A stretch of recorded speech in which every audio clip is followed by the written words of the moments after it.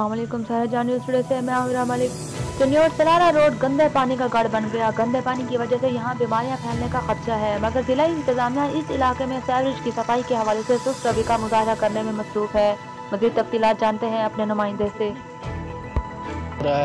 ये main road है, इसकी सूरत हाल आप लोग देख सकते हैं। ये टोटली यहाँ पर पानी खड़ा होता है। इधर साथ मस्जिद भी है, नमाजियों के लिए ये बहुत ज़्यादा परेशानी का बायस बना हुआ है और इसको तकरीबन बहुत ज़्यादा अरसा हो चुका है और हमारी ज़िले इंतज़ामिया का इस तरफ कोई तवज्जो नहीं है। मुदबाना गुजारिश है वज़ीर आला पंजाब उस्मान बुज़दार साहब से, बार बार ये गुजारिश है, कई दफ़ा यहाँ पे DPO DCO साहब, तमाम जो मुतलका ऑफिसर्स हैं, CO साहब, सब ने यहाँ चक्कर लगाया है, सब आते हैं, लेकिन ये ड्रेन फिर भी रुक जाती है, खोल के जाते हैं फिर बंद हो जाती है।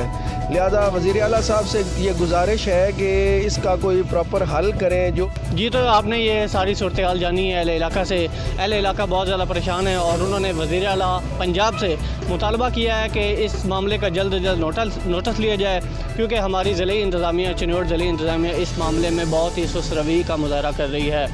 फ़याज़ अहमद, सहरे जहां न्यूज़, चनियोट।